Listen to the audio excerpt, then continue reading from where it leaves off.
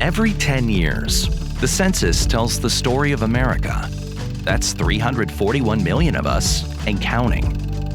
It tells us about newcomers and new arrivals, how we're living, where we're going, and what we're learning.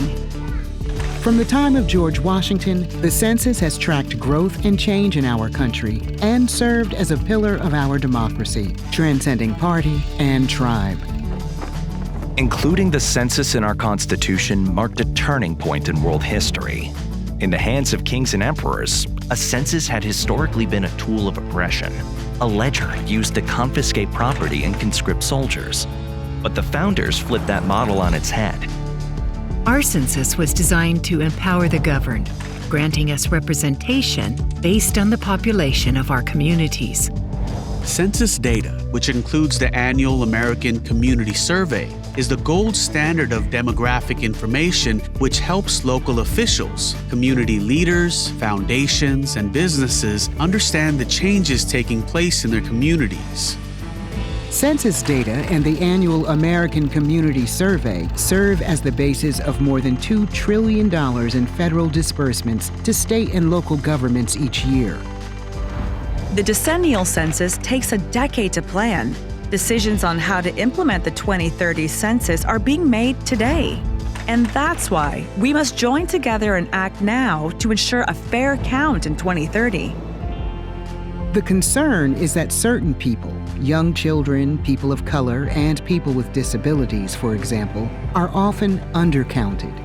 If communities are undercounted or miscounted, the programs serving them could be underfunded, affecting groups and services all across America.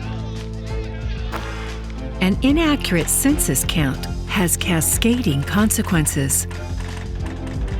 Regions that are growing won't have fair political representation in Congress or accurate state legislative and school district boundaries. Businesses won't have the data they rely on to expand or find labor.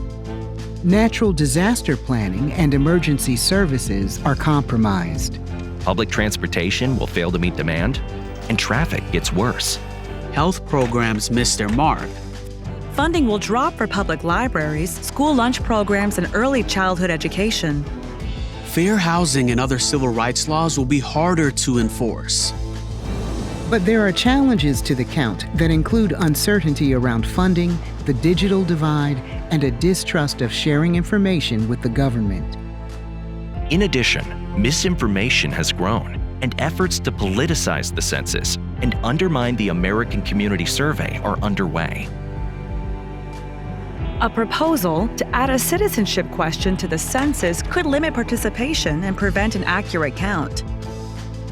Another proposal is to exclude non-citizens from apportionment.